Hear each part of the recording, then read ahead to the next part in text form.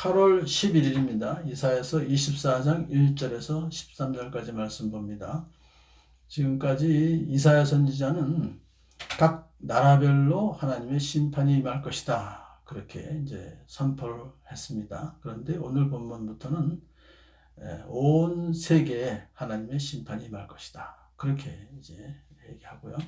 그래서 그 내용도 이제 국가별로 할 때는 지역적이고 제한적이었다면 이제는 포괄적이며 보편적인 그러한 심판을 지금 이제 선포합니다. 1절에 이렇게 시작하죠. 주님께서 땅을 텅 비게 하시며 황폐하게 하시며 땅의 표면을 뒤엎으시며 그 주민을 흩으실 것이다. 구약성경에서 이 땅이라고 하는 것은 하나님께서 창조하신 이 세상을 총체적으로 표현할 때 쓰는 우주적 전체를 말합니다. 그래서 이렇게 땅을 텅 비게 하신다, 황폐하게 하신다는 것은 뭐냐면 하나님의 심판이 온 우주에 다 미칠 것이다, 그런 뜻이고요. 이어서 하나님의 심판은 모든 사람에게 무차별적으로 임할 것이다, 그렇게 선포합니다. 이 일이 백성과 제사장에게 똑같이 미칠 것이며 종과 그 주인에게, 또 사는 자와 파는 자에게, 빌려주는 자와 빌리는 자에게, 이자를 받는 자와 이자를 내는 자에게 똑같이 미칠 것이다. 그러니까 그 심판이라는 것은요, 일반 성도들이나 제사장이나 또 사회적 신분이 높거나 낮거나 재물이 많거나 적거나 모든 사람에게 다 임할 것이다. 그러면 왜 그런 총체적인 심판이 임할까요? 원인은 인간 때문에 그렇다. 땅이 사람 때문에 더럽혀진다 그랬어요. 땅이 심판을 받아서 더럽혀지는 그 원인은 사람 때문이다.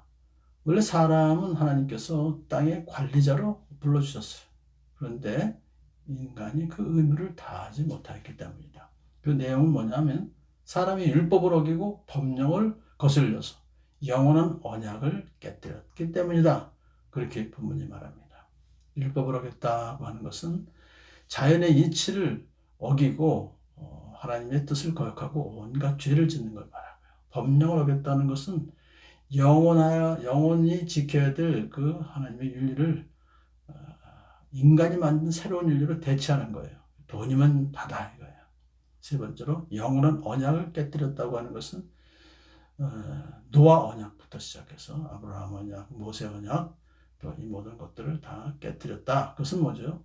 언약의 당사자로서 하나님의 뜻을, 하나님 명령에 순종하기로 했었는데 이것은 자신의 책임을 다하지 않은 것을 말해요. 자, 그러므로 이제 땅은 저주를 받고 거기에서 사는 사람이 형벌을 받는다, 그렇게 말하고요. 자, 이런 심판의 결과 어떤 일이 벌어진다고요? 인간의 기쁨이 상실됩니다. 새 포도주가 마르며 포도나무가 시든다. 마음에 기쁨이 가득 찼은 사람들이 모두 탄식할 것이다. 그들이 다시는 노래하지 못할 것이고 술을 마시지 못할 것이다.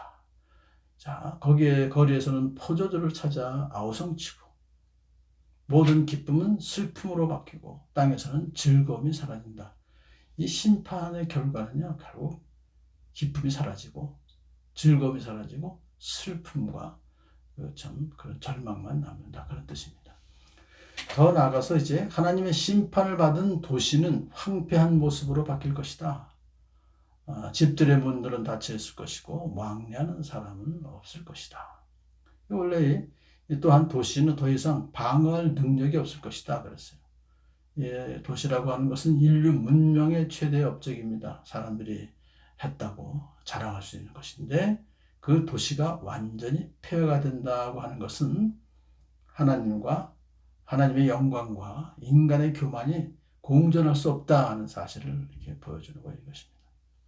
그날이 임하면 그랬어요. 그날이 임하면 어떤 일이 있을까요? 완전히 하나님의 심판이 온 우주에 임할 것이고 거기에 사는 사람이 형벌을 받게 되는데, 그런데 어떤 결과가 있냐 하니까 또 하나, 올리브 나무를 흔든 다음에도 올리브 열매를 몇 개 남고 포도를 거둔 뒤에도 몇 개 포도는 남듯이 하나님의 심판 후에도 남은 자들이 있을 것이다. 이게 이제 복음입니다. 남은 자들.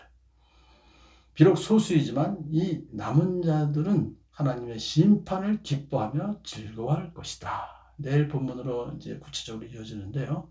결국은 하나님의 심판의 날이 오게 되면 물론 세상에서 참 이렇게 많은 사람이 사라지게 되지만은 남은 자들이 있을 것이고 그들은 기뻐하며 즐거워하게 될 것이고 이제 내일 24장 마지막 절은 예수님께서 시온산에 앉으셔서 예루살렘을 다스리실 것이며 또한 장로들은 그 영광을 볼 것이다 라고 해서 끝을 맺습니다. 24장 전체로 우리가 볼 때 내일 보시겠습니다만 하나님께서 또 이렇게 구원의 그 놀라운 역사를 이루시는 것을 우리가 또 기대하게 될 수 있습니다.